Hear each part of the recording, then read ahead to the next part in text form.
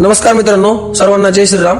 तरी आपण आपल्या एक दिवस गावासाठी या मोहीममध्ये गाव शिराढोण, तालुका जिल्हा धाराशिव या गावातील अद्भुत असं दिव्य मंदिर म्हणजे ज्याला घुमट या नावाने ओळखलं जातं, या मंदिराची असं आमच्या आजोबाच्या काळात म्हणतात की 12 ज्योतिर्लिंग जसे आहेत त्या पद्धतीनं या मंदिराची अद्भुत अशी लीला आहे. तर या मंदिरामध्ये आपण आज बघूया, इकडे या मंदिराची स्वच्छता आपण हातात घेतलेली आहे.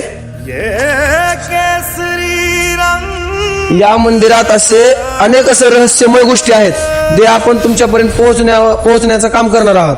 एवढ्या रहस्यमय गोष्टी आहेत की या मंदिराला एक नागेश्वर मंदिर म्हणून असं या मंदिराच्या पायथ्याशी भुयार आहे. भुयार म्हणजे ते भुयारात सुद्धा आपण जाणार आहात, पण तिथपर्यंत जाणं आपल्याला शक्य नाहीये. या मंदिराचे एवढे अद्भुत असे रहस्य आहेत ते तुमच्यापर्यंत आपण पोहोचण्याचं काम करणार आहोत. तर या मंदिराला आपण एक दिवस गावासाठी ही स्वच्छता अभियान जे आपण चालू केलेलं आहे, त्या स्वच्छता अभियान मध्ये मला असं वाटतंय की एक दिवसामध्ये या मंदिराची स्वच्छता काय होणार नाही, कारण एवढी इथं घाण झालेली आहे. तरी गावातील सर्व नागरिकांना एक सांगतो की तुमचा अमूल्य वेळ या मोहिमेसाठी आम्हाला पाहिजे आहे, कारण आमच्या टीमनं हे शक्य नाहीये. त्याच्यामुळे गावातील जेवढे नागरिक असतील त्यांनी त्यांचा अमूल्य वेळ आम्हाला देण्याचा प्रयत्न करावा. या मंदिराचा गाभारा माझ्या अंदाजे 100 फूट वरती असेल. आपण आवाज बघू शकता मध्ये कशा पद्धतीने गुंजतो. तर त्यातलं जे शिवलिंग आहे हे आपण तुम्हाला व्हिडिओमध्ये दाखवणारच आहेत. त्या महादेवांचं असं दर्शन तुम्हाला या व्हिडिओतून आपण देणारच आहात. तरी आपण या मंदिराची नक्षी बघू शकता.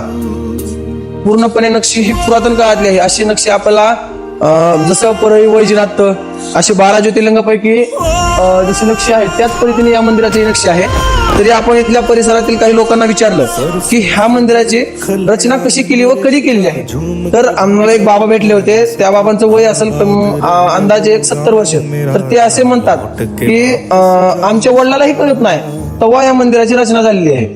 तर मी मगाशी म्हणलेलं आपल्या या मंदिराला पायथ्याशी एक नागेश्वर मंदिर म्हणजे महादेवांचे जे आपलं साप असतो त्या नागेश्वर मंदिराचं एक भुयार आहे. जशी वरची रचना आहे त्याच पद्धतीने खाली रचना आहे, सेम याच पद्धतीने मंदिर खाली सुद्धा आहे असं म्हणतात. तर आपण बघू त्या खाली भुयारात आपण जाणार आहोत नागेश्वर मंदिराकडे. त्याआधी बघू शकता आपण या मंदिराची कलाकृती कशी बनलेली आहे. असं म्हणतात की हे एका दिवसात बनवलेलं मंदिर आहे.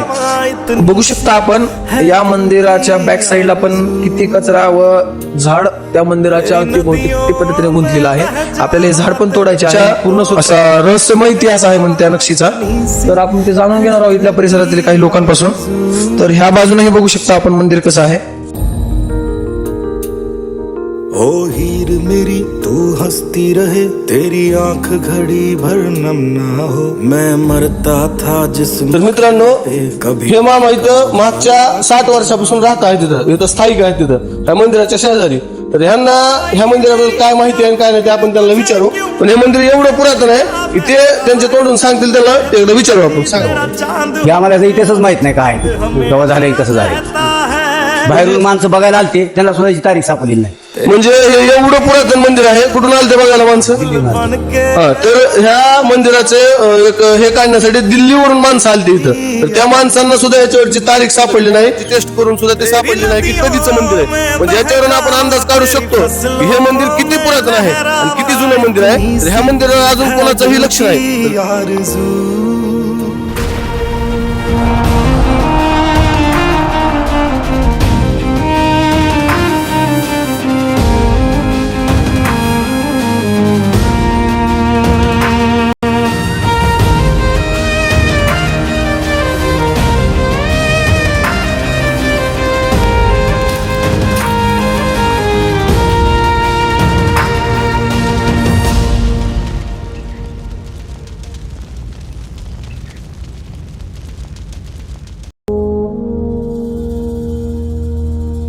तलवारों पे सरवार दिए,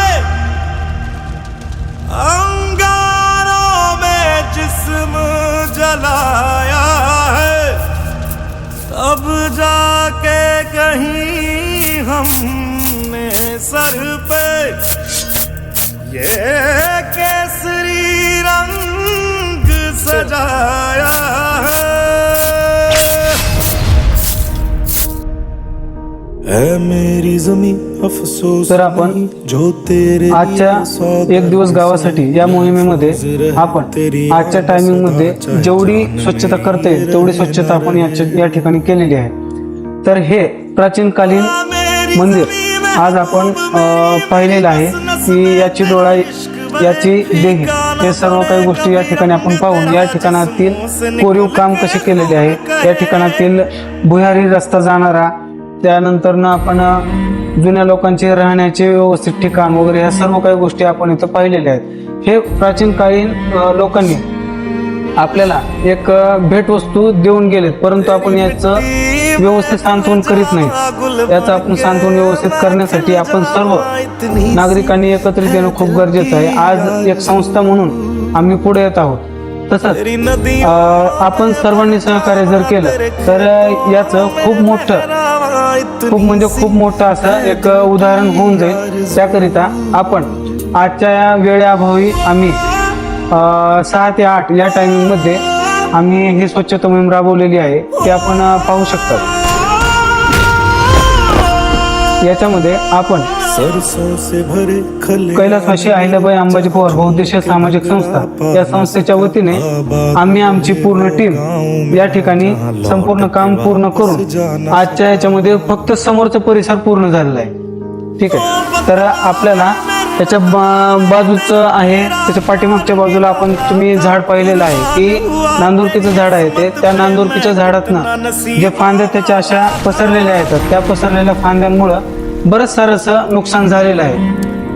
या गोष्टी आपल्याला रिकव्हर करून घ्यायच्या आणि मंदिराला सुशोभीकरण कसं करता येईल ते आपण करणार आहोत. याकरिता आपण पुढल्या पार्टमध्ये सांगणार आहोत की या ठिकाणी बहुतांश लोकांचा याच्यामध्ये जमाव येणं खूप गरजेचं आहे आणि बहुतांश लोकांनी याच्यामध्ये जमाव द्या आणि सहकार्य करून आपण या प्राचीन कालीन मंदिराचं एक ऐतिहासिक हे मंदिर असून या ऐतिहासिक मंदिराला आपण एक चांगल्या ठिकाणी आपण घेऊन जाऊया. आज आपल्या पूर्वजांनी हे गोष्टी इथं आपल्याला सोडून दिले तर आपण याला जोपासणं खूप गरजेचं आहे. याच ठिकाणी बरेच सारे राजे महाराजे येऊन गेलेले आहेत. तर खरंच या इतिहासाला जर आपण सांभाळलं तर आपले पुढील पिढी सुद्धा याच मंदिराला सांभाळण्यामध्ये सक्षम राहील, एवढंच मी सांगू शकतो. आणि याच्यामध्ये आपण इथं पाहता की बऱ्याच साऱ्या मूर्त्यांची छाटणी केली आहे. ही छाटणी मुघल साम्राज्याच्या वेळेस झालेली होती. ती छाटणी आपल्या इथं बऱ्याच मूर्त्यांमध्ये दिसून येत आहे. तर आम्ही आमच्या टीमच्या वतीने आम्ही मनपूर्वक आभार मानतो आणि आमच्या संस्थेनं जे आज हे काम केलेलं आहे तशाच पद्धतीनं आपलं सहकार्य आम्हाला लाभावे एवढीच आमची विनंती आहे. आणि पुढल्या व्हिडिओमध्ये आम्ही तुम्हाला याच्या काही रहस्यमय गोष्टी आहेत ज्या की बहुतांश लोकांना माहीत नाही आहेत आणि याच्या बऱ्याच साऱ्या गोष्टी आपण पाठपुरावा आपण सुरू करत आहात की याच्यामधील तुम्हाला जास्तीत जास्त रहस्यमय गोष्टी कशा तुमच्या पुढे घेऊन येईल त्याच्याबद्दल आम्ही अभ्यास करीत आहोत आणि तो अभ्यास आम्ही तुमच्या पुढे नक्कीच घेऊन येऊ. धन्यवाद.